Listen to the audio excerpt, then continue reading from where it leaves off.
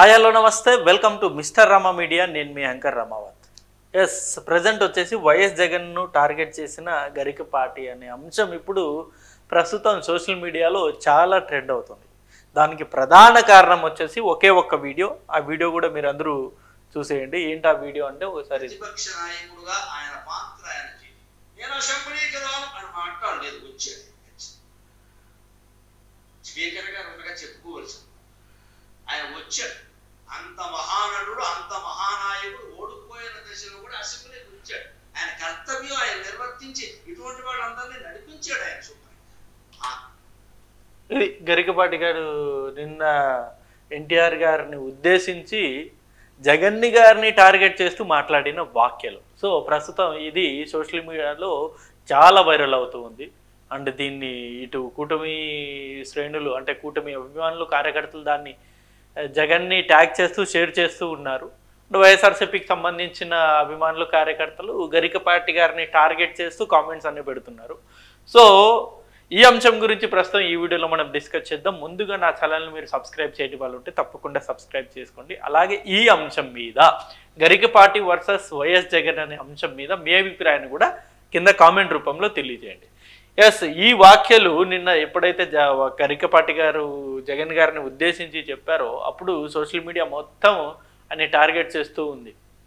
So అంటే గతంలో ఎన్టీఆర్ గారు నేను ఎప్పుడు అసెంబ్లీకి రాను అని చెప్పలేదు. ఆయన అసెంబ్లీకి వచ్చాడు, ఓడిపోయినా సరే అసెంబ్లీకి వచ్చాడు. నేను అసెంబ్లీకి రాను అని చెప్పేసి ఎప్పుడు ఆయన స్టేట్మెంట్ ఇవ్వలేదని చెప్పేసి గరికపాటి గారి పాయింట్, ఆయన వర్షన్. సో దీన్ని డైరెక్ట్గా టార్గెట్ చేస్తూ వైఎస్ జగన్ గారిని మొన్న వైఎస్ జగన్ గారు ప్రెస్ మీట్లో చెప్పారు కదా, నాకు ప్రతిపక్ష హోదా ఇస్తేనే నేను అసెంబ్లీకి వస్తాను అని చెప్పేసి. సో దాన్ని లింక్ చేస్తూ ఇప్పుడు చాలా కామెంట్లు అనేది చేస్తూ ఉన్నారు. సో నిజంగా ఈ వీడియో చూసిన తర్వాత గరికపాటి గారు ఇప్పుడు మాత్రమే కాదు వైఎస్ జగన్ గారిని టార్గెట్ చేసింది. ఆయన అధికారంలో ఉన్నప్పుడు కూడా టార్గెట్ చేశారు, 2019 ముందు టార్గెట్ చేశారు. అనేక సందర్భాల్లో వైఎస్ జగన్ గారిని అలాగే వైఎస్ ఫ్యామిలీని టార్గెట్ చేశారు. దానికి ఒక బెస్ట్ ఉదాహరణ నేను మీకు చూపిస్తాను. ఇది ఒక వీడియో చూడొచ్చు. ఇది ఈ వీడియో చూడండి మీరు. ఎందుకు 7 కొండల నివాసం? ఏ 3 కొండలు అయితే ఏమైనా అయిపోయిందా? ఒక కొండ సరిపోదా? 7 కొండలకు దేవుడు కూడా విస్తీర్ణం కావాలని కొంతమంది ప్రయత్నం చేశారు. 7 కాదు 5 ఏమైపోయారో అందరికీ తెలుసు. ఇది గతంలో రాజశేఖర రెడ్డి గారిని ఉద్దేశించి గరికపాటి గారు చేసిన వాక్యాలు. అంటే రాజశేఖర రెడ్డి గారు 7 కొండలు వద్దు, ఎందుకు 7 కొండలు, 3 కొండలు చాలు కదా అని చెప్పేసి గతంలో రాజశేఖర రెడ్డి గారు చేసిన స్టేట్మెంట్ల తర్వాత గరికపాటి గారు ఇచ్చిన ప్రవర్చన ఇది. అందులో ఆయన క్లియర్గా మెన్షన్ చేయడం జరిగింది. గతంలో 7 కొండలకు సంబంధించి ఎందుకు 7 కొండలు, 3 కొండలు చాలు అన్నవారు ఇవాళ ఏమైపోయారో మనం అందరూ చూసాము అని చెప్పేసి గరికపాటి గారు డైరెక్ట్గా రాజశేఖర రెడ్డి గారిని టార్గెట్ చేస్తూ గతంలో చేసిన వాక్యలు ఇవి. సో అది ఎక్కడ అంటే వైఎస్ ఫ్యామిలీకి లేకపోతే గరికపాటి గారికి ఎక్కడ చెడిందో కానీ మొత్తానికి వైఎస్ జగన్ గారిని కావచ్చు లేకపోతే రాజశేఖర రెడ్డి గారిని కావచ్చు టార్గెట్ చేస్తూ ఆయన అనేక సందర్భాల్లో చాలా వాక్యాలు చేశారు. దానికి ఇంకా పరిపాలన పరంగా కూడా ఆయన కొన్ని వాక్యాలు చేశారు. ఆ వాక్యాలు మనం ఒకసారి చూడొచ్చు. ఇది కూడా మీరు చూడండి. ఇది చేయడం వల్ల ప్రజల్లో గందరగోళం వచ్చేస్తుంది, హింస చెలరేగుతున్నా చేయకూడదండి. అలా ఏవో అడ్డగోలు ప్రకటనలన్నీ చేశాడు, కిందివాడ చేయించాడు. పెద్ద సంక్షోభం వచ్చాక దాన్ని ఏదో తిప్పేసి ఈ నాయకుడు చేశాడని పేరు తెచ్చుకోండి. పార్టీలో మిగిలిన వాళ్ళందరూ వేరే విధంగా వ్యక్తిగత అహంకారం కలిగిన నాయకులు ఏం చేస్తారంటే కింద వాళ్ళ చేత రకరకాల ప్రకటనలు తిప్పించారు. ఎలాగో అలా అప్రతిష్ట పాలు చేసి, ఎందుకంటే మనం అధికారంలో లేదు.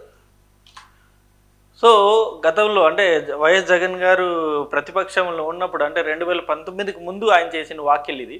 సో అప్పటి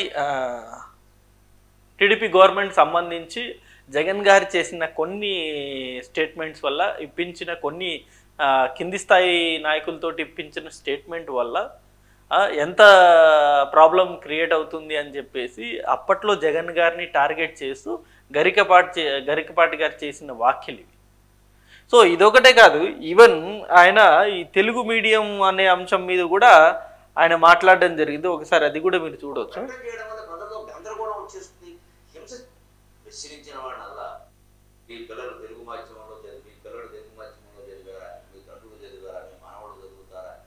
ప్రశ్నలు వేయడం యుక్తియుక్తమైన మాట కాదు. పెద్దవాళ్ళ మాట అసలే రాదు. ఆ మాటకు వస్తే నాకు అందుకు అర్హత ఉంది మాట్లాడు. అసలు ఇది సరైన ప్రశ్న. అడిగిన వాడినల్లా నువ్వు మీ పిల్లలు తెలుగు మీడియంలో చదివారా అని పెద్ద చిన్న లేకుండా అందరి పట్ల దేశంలోనే అత్యున్నత పదవుల్లో ఉన్న వాళ్ళ పట్ల కూడా దేశక్షేమాన్ని, భాషాక్షేమాన్ని, సాహిత్యాన్ని, సంస్కృతిని ఇన్నింటిని దృష్టిలో పెట్టుకుని పెద్ద మనుషులు గౌరవనీయమైన పదవుల్లో ఉన్న వాళ్ళు మాట్లాడుతూ ఉంటే వాళ్ళని కూడా ఇలా ప్రశ్నించడం ఉంటే అది గుడ్డితనం అవుతుంది కానీ జవాబు. సో గతంలో ఎప్పుడైతే వైఎస్ జగన్ గారు ఇంగ్లీష్ మీడియం ప్రవేశపెట్టారో అప్పుడు చాలా కాంట్రవర్సీ అనేది జరిగింది, మనందరికీ తెలిసిందే. చాలామంది దాన్ని అపోజ్ చేశారు. తెలుగు మీడియాన్ని కంప్లీట్గా నాశనం చేయబోతున్నారు వైఎస్ జగన్ గారు అని చెప్పేసి గతంలో చాలా కామెంట్స్ అనేవి వచ్చాయి.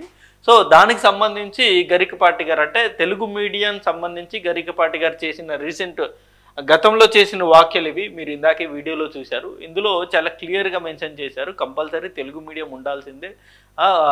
ఎవరైతే ఈ తెలుగు మీడియం మీద ప్రశ్నించారో వాళ్ళందరినీ మీరు ఇబ్బందికి గురి చేయొద్దు అని చెప్పేసి గతంలోనే జగన్ గారిని టార్గెట్ చేస్తూ గరికపాటి గారు చేసిన కామెంట్స్ ఇవి.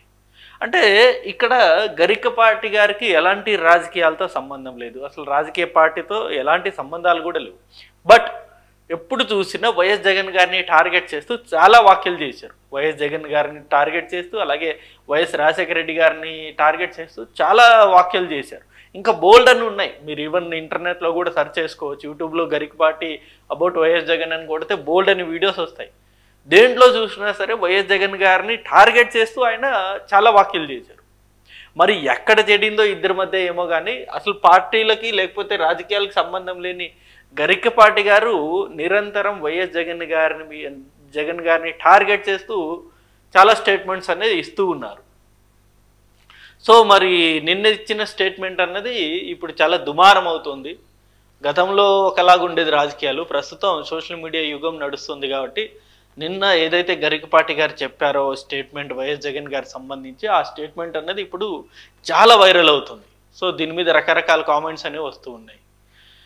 సో చూద్దాం మరి గరికపాటి వర్సెస్ వైఎస్ జగన్ గారి ఎపిసోడ్ ఎప్పుడు ఆగుతుందో ఇప్పుడు ప్రస్తుతానికైతే మనకు తెలియదు. సో ఇది అంశం, అంటే ఈ అంశం మీద మీ అభిప్రాయాన్ని కూడా కింద కామెంట్ రూపంలో తెలియజేయండి. Thank you for watching this video. Thank you. చూసేయండి ఏంటి ఆ వీడియో అంటే ఒకసారి. ప్రతిపక్ష నాయకుడుగా ఆయన పాత్ర ఆయన నేను అసెంబ్లీకి రాను అని మాట్లాడలేదు, వచ్చాడు. స్పీకర్ గారు ఉండగా చెప్పుకోవలసి ఆయన వచ్చాడు. అంత మహానటుడు, అంత మహానాయకుడు ఓడిపోయిన దశలో కూడా అసెంబ్లీకి వచ్చాడు. ఆయన కర్తవ్యం ఆయన నిర్వర్తించి ఇటువంటి వాళ్ళందరినీ నడిపించాడు ఆయన.